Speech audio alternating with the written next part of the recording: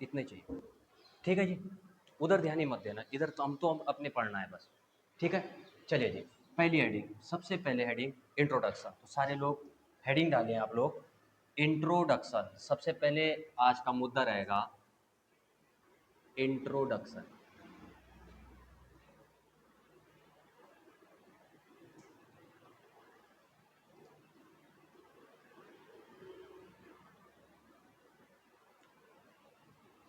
Introduction सबसे पहला point हमारा, पीरियोडिक टेबल का इंट्रोडक्शन। और जब मैं इंट्रोडक्शन की बात कर रहा हूँ मेरे भाई, तो आपको सिर्फ इतनी बात समझनी है इंट्रोडक्शन के अंदर, need of classification of element. साथ साथ लिखना please, need of classification of element. Element को क्लासिफाई करने की क्या ज़रूरत पड़ी, हम इस मुद्दे पर हमारा ये समझने का सबसे पहला तरीका सिंपल है।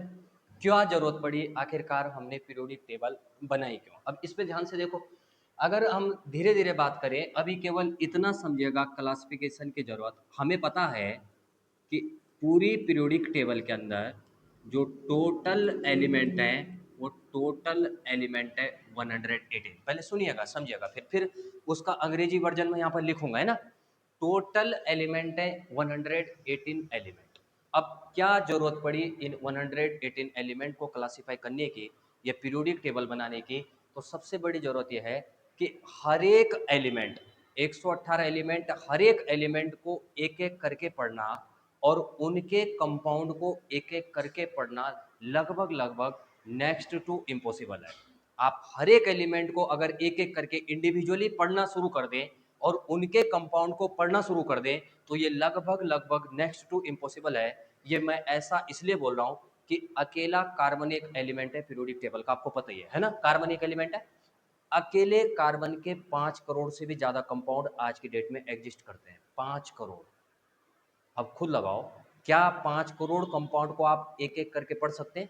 नहीं पढ़ा जा सकता, नेक्स्ट टू इम्पॉसिबल है। और उसके डेली नए कंपाउंड मिलते हैं कार्बन के। और मैं तो सिर्फ कार्बन की बात कर रहा हूं, कार्बन के अलावा इतने सारे और भी तो एलिमेंट है। तो हम कहने का मतलब, हर एक एलिमेंट को इंडिविजुअली पढ़ना और उनके कंपाउंड को इंडिविजुअली पढ़ना लगभग लगभग नेक्स्ट टू इम्पॉसिबल है। तो साइंटिस्ट लोगों ने सोचा कि क्यों ना एक ऐसा तरीका बनाया जाए जिससे हम एलिमेंट और उनके कंपाउंड को आसानी से पढ़ पाएँ, हम उनसे बनने वाले कंपाउंड के बारे में आसानी से जान पाएँ। तो उन्होंने एलिमेंट को अलग अलग तरीके से क्लासिफाई करना स्टार्ट करा। ये ज़रूरत थी पीरियोडिक टेबल को बनने की। तो इस पॉइंट को जो मैंने कहा, उसको मैं लिखूंगा और बोलूंगा, साथ साथ लिख सकते हैं आप ये बात कि it is impossible, it is, लिखना जी, इम्पॉसिबल,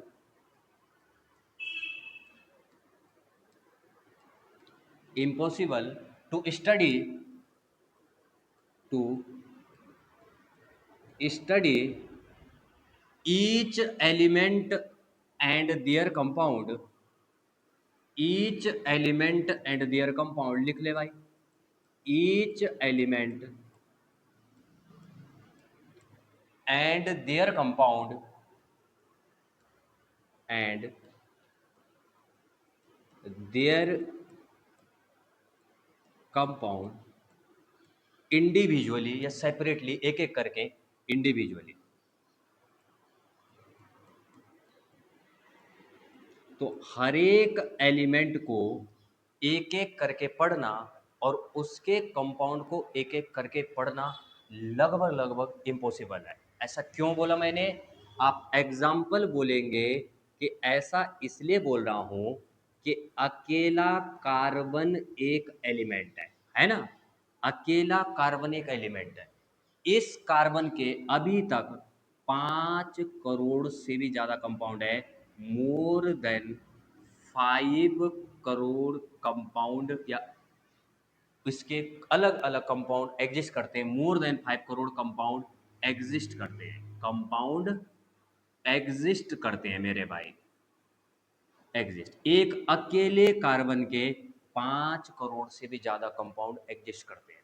तो 5 करोड़ को एक एक करके तो नहीं पढ़ सकते हो, नहीं पढ़ा जा सकता है, इम्पॉसिबल है पढ़ना। इसीलिए हम जब हम कार्बन की बात करते हैं मेरे भाई, आप इतना इंपॉर्टेंट समझिए कि कार्बन के नाम से एक अलग ही ब्रांच बन गई। कार्बन के नाम से इतने सारे कंपाउंड हैं, एक अलग ब्रांच बन गई, जिस ब्रांच को हम आने वाले टाइम पर बोलते हैं ऑर्गेनिक केमिस्ट्री, है ना। तो जब हम ऑर्गेनिक की बात करेंगे ना क्लास 11th में जब हम पढ़ेंगे, तो ऑर्गेनिक केमिस्ट्री के अंदर आपको पता होना चाहिए कार्बन से बनने वाले कंपाउंड के बारे में पढ़ा जाता है, क्योंकि 5 करोड़ हैं और डेली नहीं पढ़ रहे। खुद दिमाग लगाओ, 5 करोड़ कंपाउंड को तो एक एक करके पढ़ा ही नहीं जा सकता। तो तब मैंने बोला कि साइंटिस्ट लोगों ने सोचा कि एक सिस्टमेटिक और एक आसान तरीका क्यों न डेवलप किया जाए, और उस तरीके को बनाने के लिए ताकि हम एलिमेंट और उसके कंपाउंड को आसानी से पढ़ सकें, तो मैं बोलूंगा a systematic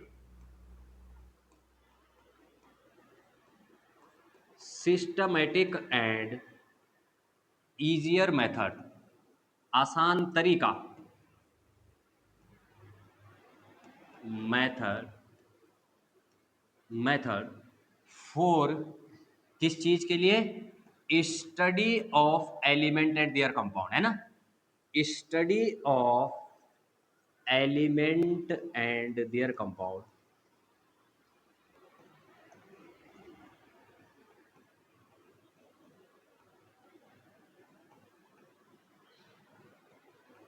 compounds are developed, है ना।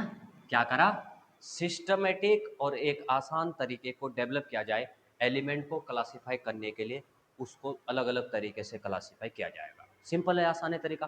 तो कोई आपसे आज के बाद पूछे कि हमने एलिमेंट को क्लासिफाई करने की क्या जरूरत पड़ी, उसको केवल आप एक ही बात बोले कि बहुत सारे कंपाउंड हैं और बहुत सारे एलिमेंट हैं, उन एलिमेंट को एक एक करके पढ़ना हमारे लिए पॉसिबल नहीं है।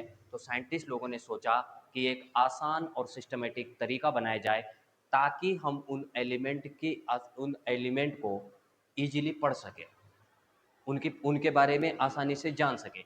इसीलिए हमको एलिमेंट क्लासीफाई करना पड़ा। सिंपल है बात भाई, सिंपल है बात। अब अभी मैंने आपको बताया कि मॉडर्न पीरियोडिक टेबल तो ऐसा है कि जो आप आज की डेट में पढ़ते हैं, लेकिन मॉडर्न पीरियोडिक टेबल जो है वो एक दिन में थोड़ी बनी कि सुबह को सोचा और शाम को पीरियोडिक टेबल बनाई। बहुत सारे लोगों ने उस पर अटेम्प्ट करे, बहुत सारे लोगों ने उसमें प्रयास करे, जिसको हम बोलते हैं अर्ली अटेम्प्ट। मैं कभी पढ़ाऊंगा इनको अर्ली अटेम्प्ट, लेकिन लिख जरूर लेता हूं अर्ली अटेम्प्ट फॉर क्लासिफिकेशन। बहुत सारी चीजें है ना, early attempt for classification, classification करने के अर्ली अटैम्प्ट जो स्टार्टिंग में हुए थे। थोड़ा थोड़ा बात बता रहा हूँ, फिर इनको डिटेल कभी पढ़ेंगे, इनको इनके बारे में एक एक करके जानेंगे, है ना। कम, बहुत रेयर चांस है कि ये पेपर में पूछेगा, ये पुरानी चीज हो गई बहुत ज्यादा। जैसे सबसे पहले था डोबेनाइट्स ट्राइड, मैंने बोला,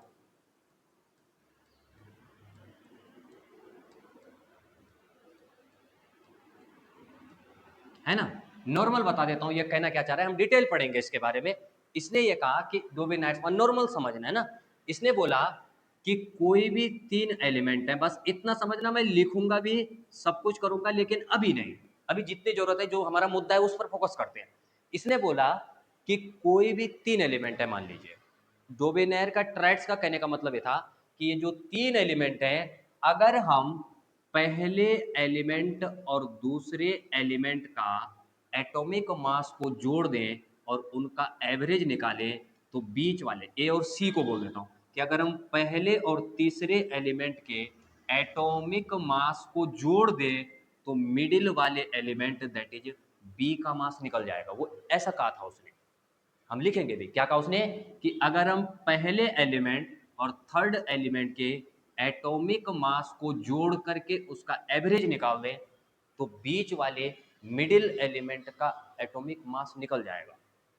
लेकिन ये जो तरीका था सारे एलिमेंट के लिए वैलिड नहीं था, सारे एलिमेंट से नहीं निकल पाते थे, केवल 2 4 5 7 10 एलिमेंट ही फिट हो पा रहे थे। इसीलिए ये तरीका हमारा फेल रहा क्लासिफिकेशन का। तो ये भी हम पढ़ेंगे, बिल्कुल नॉर्मल बात है। लेकिन इसके बाद एक और भाई साहब आए, न्यूलैंड्स। अब मैं डिटेल करूंगा, इन्हें टेंशन मत लेना, न्यूलैंड्स लॉ ऑफ ऑक्टेव या म्यूजिकल ऑक्टेव, है ना। इसके बारे में भी थोड़ा समझो, ये बहुत कम चांस है कि पेपर में आए, है ना, लेकिन इसका मतलब ये नहीं कि छोड़ ही दिया। इसका पॉइंट क्या है, न्यूलैंड्स लॉ ऑफ ऑक्टेव का पॉइंट है, इसने बोला कि म्यूजिकल लॉ ऑफ, जैसे होता है ना सारे गामा, म्यूजिक के 7 होते हैं, सारे गामा पादानी और फिर सा, ऐसे आता है ना। तो उसने वैसे कहा कि पीरियोडिक टेबल के अंदर, पीरियोडिक टेबल तो बन ही नहीं थे, हर एक 8वां जो एलिमेंट होगा, अगर वो 8वां एलिमेंट की प्रॉपर्टी पहले एलिमेंट से रिपीट करती है। जैसे म्यूजिक के जो सुर होते हैं, जैसे पहला एलिमेंट सा रे गामा पा धा नी सा, और फिर 8वां फिर से सा, है ना। तो जैसे ये सुर रिपीट हो रहे हैं, वैसे इनकी प्रॉपर्टी भी रिपीट होती है, एलिमेंट की प्रॉपर्टी भी रिपीट होती है। तो इसलिए इसका नाम पड़ा न्यूलैंड्स लॉ ऑफ ऑक्टेव। ये भी ज़्यादा जरूरी नहीं है हमारे लिए फिलहाल, हम इसको और ज़्यादा डिटेल करेंगे। फिर आया मिडली, भाई साहब मैंने बोला कि ये जो अर्ली अटेम्प्ट वाला पार्ट है, ये आपको लेक्चर जब हमारा कभी आखिरी दिनों में हम पीरियोडिक टेबल को पढ़ाएंगे, तो एक झलक के तौर पर आपको दिखा दूंगा, ताकि आपको, आप भी बुरा ना माने कि छोड़ छाड़ के पढ़ा दिया, छोड़ता तो कह रही नहीं हूँ कुछ बात। तो इन तीनों के बारे में वहां पर मैं चर्चा करूंगा। सिंपल है, अगर तीनों में से कोई आया भी तो ज़्यादा से ज़्यादा मेडली पीरियोडिक लॉ आ सकता है, मेडली पीरियोडिक टेबल आ सकती है, दैट्स ऑल।